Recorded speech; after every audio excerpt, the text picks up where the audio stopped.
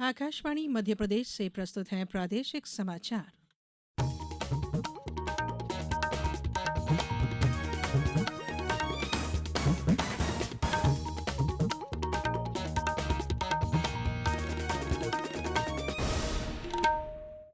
नमस्कार, समाचारों के साथ मैं धारणा सचदेव।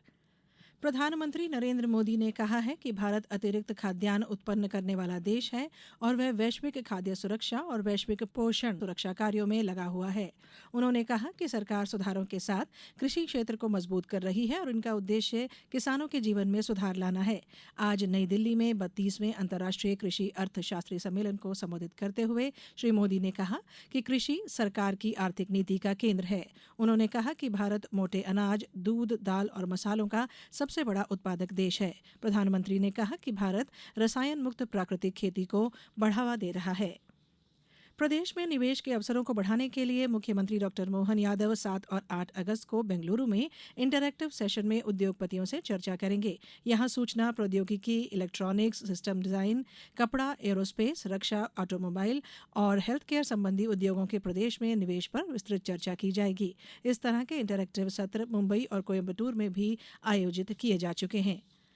मुख्यमंत्री डॉक्टर मोहन यादव ने आज भोपाल में राष्ट्रीय बाल अधिकार संरक्षण आयोग द्वारा विद्यालयों में बच्चों के ड्रॉप आउट कम करने विषय पर आयोजित क्षेत्रीय कार्यशाला में सहभागिता की।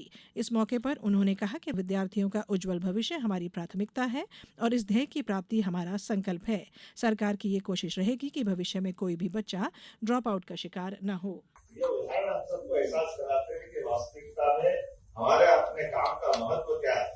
मेरी अपनी ओर से राष्ट्रीय बाल आयोग अधिकार जो चाहेंगे आप आयोग के माध्यम से ये पूरा प्रदेश आपका है। बहुत पवित्र उद्देश्य आप लेके चल रहे हो। निश्चित रूप से हम सब मिल करके प्रयास करेंगे कोई भी बच्चा ड्रॉप आउट का शिकार न हो। जिसके जीवन में शिक्षा की जरा सा भी गुंजाइश है वो अपनी शिक्षा में दक्ष होकर निकले। बहुत बहुत धन्यवाद। कार्यक्रम में पंचायत और ग्रामीण विकास मंत्री प्रहलाद पटेल भी शामिल हुए। आकाशवाणी संगीत समारोह आज नई दिल्ली में आकाशवाणी परिसर में शुरू हो रहा है। 2 दिन के इस समारोह का आयोजन आकाशवाणी के रंग भवन में शाम 5:30 बजे से होगा। पंडित राजेंद्र प्रसन्ना, पंडित जयतीर्थ मेवुंदी और पंडित विश्व मोहन भट्ट सहित देश के जाने माने संगीतज्ञ आयोजन में अपनी प्रस्तुतियां देंगे। दिल्ली के अतिरिक्त आकाशवाणी समारोह का आयोजन अलग अलग दिवसों पर हैदराबाद, पटना, जम्मू, शिलोंग, इम्फाल, कटक, बेंगलुरु, भोपाल, चेन्नई और रांची सहित विभिन्न शहरों में किया जा रहा है। इन आयोजनों के जरिए आकाशवाणी देश की सांस्कृतिक विरासत के संरक्षण और विविध संस्कृति को सशक्त बनाने में महत्वपूर्ण भूमिका निभा रहा है। बात मौसम की।